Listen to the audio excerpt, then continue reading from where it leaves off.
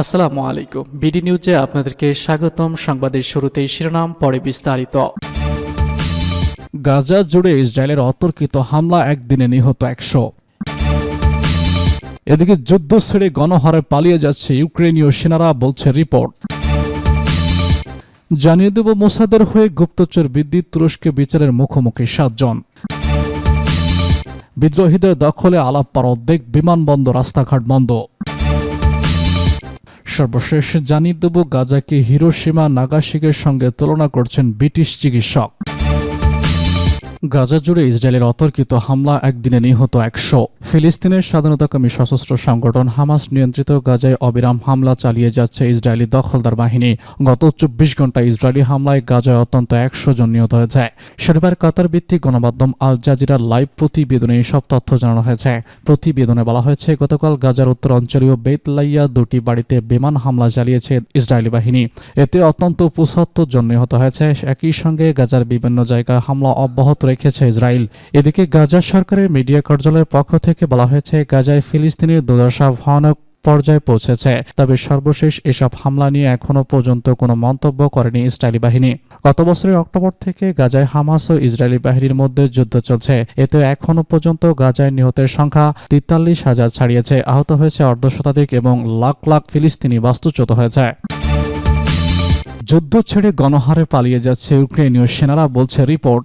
গণহারে পদত্যাগ করছেন ইউক্রেনীয় সেনাবাহিনীর সদস্যরা। হাজার হাজার সেনা পালিয়ে যাচ্ছেন। এই অবস্থায় বাহিনীতে সংকট সৃষ্টির পাশাপাশি কিয়েভ যুদ্ধ পরিচালনা পঙ্গু হয়ে যাচ্ছে। শুক্রবার অ্যাসোসিয়েটেড প্রেস সৈন্যদের পাশাপাশি আইনজীবী এবং 1,000 জন কর্মকর্তার উদ্ধৃতি দিয়ে এই তথ্য জানিয়েছে। তারা বেশিরভাগই নাম প্রকাশ না করার শর্তে এই কথা বলেছেন। সেনাদের পালায়নের সমস্যাটি কেন এত তীব্র হয়ে উঠেছে তার ব্যাখ্যা দিতে গিয়ে 72তম ব্রিগেডের একজন কর্মকর্তা মার্কিন বার্তা সংস্থাকে বলেছেন, আমরা এরই মধ্যে আমাদের জনগণের কাছ থেকে সর্বোচ্চ নিংড়ি নিয়েছি। এমপি জানিয়েছে, ইউক্রেনের প্রসিকিউটর জেনারেল কার্যালয় 1 লাখেরও বেশি সৈন্যের তালিকা তৈরি করেছে, যাদের প্রায় অর্ধেকের বিরুদ্ধে পালায়নের অভিযোগ হয়েছে। আর প্রায় অর্ধেক কেবল একই বছরে পদত্যাগ করেছেন। তবে প্রকৃত সংখ্যা উল্লেখযোগ্যভাবে বেশি হতে পারে। ইউক্রেনীয় এক সংসদ সদস্য জানিয়েছেন, পদত্যাগ বা করা ও পালিয়ে যাওয়া সৈন্যদের সংখ্যা 2 লাখের মতো হতে পারে। কিছু ক্ষেত্রে পুরো ইউনিট তাদের ফ্রন্ট লাইন ছেড়ে পালিয়ে গেছে। কিয়েভ ভিত্তিক সামরিক বিশ্লেষক ওয়েক বান্দার বলেছেন, একই সমস্যা জটিল। এই সমস্যাটি জটিল। যুদ্ধের 3য় বছর চলছে এবং এই সমস্যা কেবল বেড়েই চলছে। এদিকে যুক্তরাষ্ট্র ইউক্রেনকে আরও সেনা মোতায়েন এবং 18 বছরের কম বয়সীদেরও বাধ্যতামূলক করার অনুমতি দেওয়ার আহ্বান জানিয়েছে। যুদ্ধ সমাবেশ অভিযান শুরু করার আগে আনুমানিক 3 লাখ ইউক্রেনীয় সেনা যুক্ত ছিল। সামরিক বিষয়ে জ্ঞান রাখেন এমন একজন আইন প্রণেতা অনুমান করেছেন, এর মধ্যে 2 লাখেরও বেশি সেনা পালিয়ে গেছে। তিনি জানান, চিকিৎসা ছুটি পাওয়ার পর থেকে অনেক সেনা ফিরে আসেনি। যুদ্ধের স্থায়িত্বে হাড়ে হাড়ে ক্লান্ত, তারা মানবিকভাবে ক্ষত বিক্ষত, তারা যুদ্ধ করার ইচ্ছা জোগাতে পারছে না, হতাশ অনুভব করে। মোসাদের হয়ে গুপ্তচর বৃত্তি, তুরস্কে বিচারের মুখোমুখি 7 জন। ইসরায়েলি গোয়েন্দা সংস্থা মোসাদের হয়ে গুপ্তচর বৃত্তির অভিযোগে তুরস্কের 7 জনের বিরুদ্ধে মামলা হয়েছে। এদের প্রত্যেকের 45 বছর করে কারাদণ্ড চেয়েছে ইস্তম্বুলের প্রসিকিউটর। স্থানীয় সময় বৃহস্পতিবার ইস্তম্বুলের পাবলিক প্রসিকিউটর ধারাবাহিকভাবে রাজনৈতিক বা সামরিক গুপ্তচর বৃত্তির অভিযোগে এই 7 জনের বিরুদ্ধে মামলা দায়ের করেন। অভিযোগে বলা হয়েছে, 7 জন হামজা, তোরান, ইয়াক, ফুতা, কারিম এবং আরও অনেকেই মোসাদ এজেন্টের কাছে তথ্য বিক্রি করেন। এর দায়ে 18 থেকে 35 বছরের কারাদণ্ড ভোগ করতে হবে তাদের। তদন্তে দেখা গেছে, 2019 সালে ভিক্টোরিয়ান নামে ইসরায়েলি গোয়েন্দা সংস্থার একজনের সঙ্গে প্রথম যোগাযোগ করেন আইব্যাক। তিনি 2019 সালে সার্বিয়ার বেলগ্রেড ভিক্টোরিয়ার সাথে ব্যক্তিগতভাবে বৈঠক করেন। এ সময় তাকে আরও 2 জন মোসাদ এজেন্টের সাথে পরিচয় করিয়ে দেওয়া হয়। অভিযোগপত্রে বলা হয়, মোসাদ যেসব ব্যক্তি ও কোম্পানিকে ইসরায়েলের রাষ্ট্রনীতি ও জাতীয় স্বার্থের বিরুদ্ধে হুমকি বলে মনে করে, সেগুলোর বিরুদ্ধে তদন্ত করে আইজ্যাককে নির্দেশ দেয়। মার্ক নামে আরেকজন মোসাদ এজেন্ট আইব্যাককে দুবাই, ইরাক এবং দক্ষিণ আফ্রিকার সংযোগ খুঁজে বের করার আহ্বান জানিয়েছিল। এই সংশ্লিষ্ট নির্দিষ্ট ব্যক্তিদের সম্পর্কে তথ্য এবং নথি পাওয়ার আদেশ দেওয়া হয়েছিল।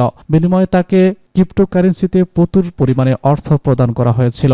অভিযোগ অনুযায়ী আইবেকের মোট 98টি অ্যাকাউন্ট ছিল, যার মাধ্যমে 36টি সক্রিয় ছিল তুর্কি ব্যাংকে। এই অ্যাকাউন্টগুলোতে 2019 থেকে 2023 মধ্যে মোট 1,18,000 এর বেশি মার্কিন ডলার লেনদেন দেখা গেছে। সন্দেহভাজন ব্যক্তি নিজেই ভিক্টোরিয়ার সাথে দেখা করার কথা স্বীকার করেছেন। আইবেক আরও নিশ্চিত করেছেন তিনি আইনি পথ এড়াতে মোসাদকে নিকটনে অর্থ প্রদান করতে বলেছিলেন। ফিলিস্তিন ইসরায়েল সংঘাত যখন তুঙ্গে, তখন তুরস্ক দেশটিতে মোসাদ পরিচালিত বেশ কয়েকটি নেটওয়ার্কের সন্ধান পেয়েছে। গত জানুয়ারি থেকে কর্তৃপক্ষ ইসরায়েল মোসাদের সঙ্গে সম্পর্ক থাকার সন্দেহে কয়েক ডজন লোককে গ্রেফতার করেছে। তাদের বিরুদ্ধে হামলা হয়েছে। গত মার্চ 6 জনের বিরুদ্ধে অভিযোগ গঠন করা হয়। তাদের বিরুদ্ধে ফিলিস্তিনের বিশেষ করে প্রতিরোধ গোষ্ঠী হামাসের সঙ্গে যুক্ত ব্যক্তিদের উপর গুপ্তচর বৃত্তির জন্য তুর্কি নাগরিক এবং দেশটিতে বসবাসরত অন্যান্য জাতীয়তার লোকদের নিয়োগের অভিযোগ আনা হয়েছে। মোসাদ তুরস্কে বসবাসরত বিদেশিদের বিরুদ্ধে অভিযানের অংশ হিসেবে তুরস্ক ফিলিস্তিন ও সিরিয়ান নাগরিকদেরও নিয়োগ দিতে পারে বলে জানা গেছে। বিদ্রোহীদের দখলে আলাপ্পার অর্ধেক বিমানবন্দর, রাস্তাঘাট বন্ধ। সিরিয়ার বিদ্রোহী বাহিনী দেশটির দ্বিতীয় বৃহত্তম শহর আলাপ্পার বেশিরভাগ এলাকার নিয়ন্ত্রণে নিয়েছে। যুক্তরাজ্য ভিত্তিক মনিটর গ্রুপ সিরিয়ার অবজারভেটরি ফর হিউম্যান রাইটস এই তথ্য জানিয়েছে খবর বিবিসির। SAH এর পক্ষ থেকে বলা হয়েছে, শুক্রবার সন্ধ্যা পর্যন্ত বিদ্রোহী বাহিনী শহরের বেশিরভাগ এলাকা দখলে নিয়েছে।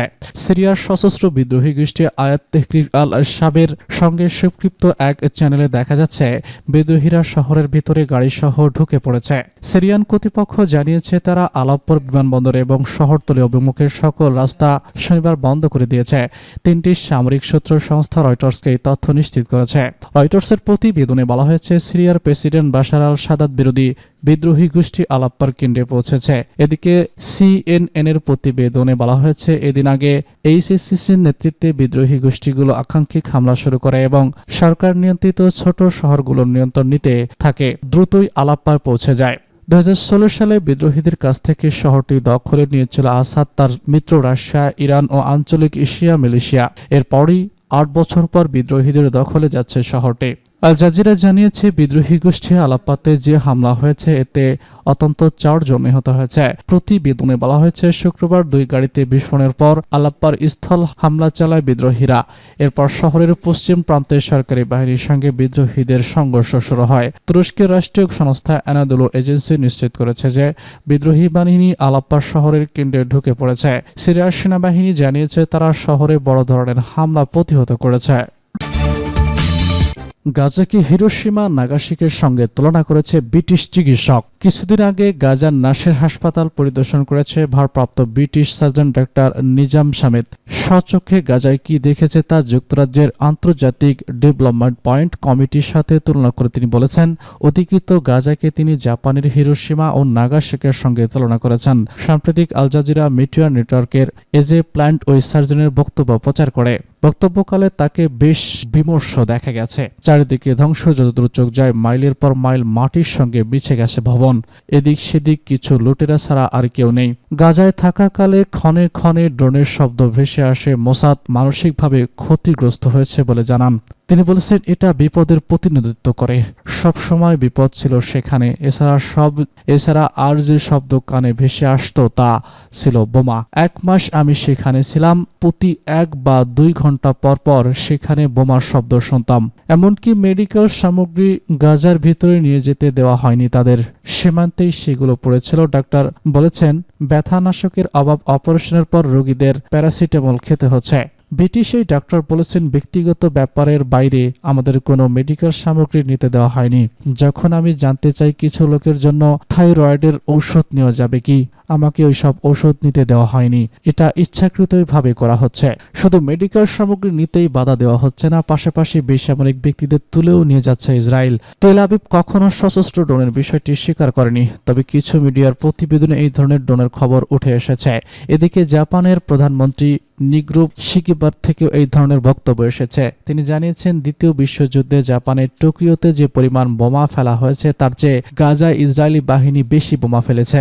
ফিলিস্তিনি উদ্বাস্তুদের জন্য জাতিসংঘের সংস্থা বা WHO এর স্বাস্থ্য পরিচালক সেতা হামির কাছে তথ্য পাওয়ার পর বৃহস্পতিবার ইশিবা এসব মন্তব্য করেছেন। এনাদুল এজেন্সির এক প্রতিবেদনে বলা হচ্ছে, ফিলিস্তিনের গাজায় চলমান ইসরায়েলি হামলার নিন্দা করেছেন জাপানের প্রধানমন্ত্রী নিশিরো ইশিবা। তিনি অবরুদ্ধ উপত্যকাটির বর্তমান পরিস্থিতির জন্য দুঃখ প্রকাশ করেছেন এবং এটিকে হৃদয় বিদায়ক বলে অভিহিত করেছেন। প্রধানমন্ত্রী বলেছেন, এটি হৃদয় বিদায়ক যে দ্বিতীয় বিশ্বযুদ্ধের সময় টোকিওতে মার্কিন বিমান হামলার তুলনায় গাজায় বহুগুণ বেশি বোমা ফেলা হয়েছে।